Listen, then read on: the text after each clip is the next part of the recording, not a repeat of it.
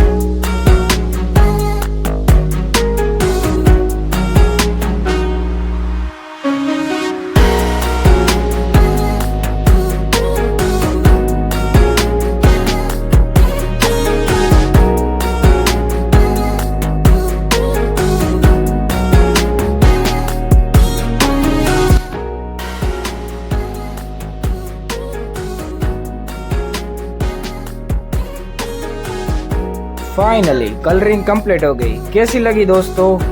Please अपना opinion हमें comment में दे।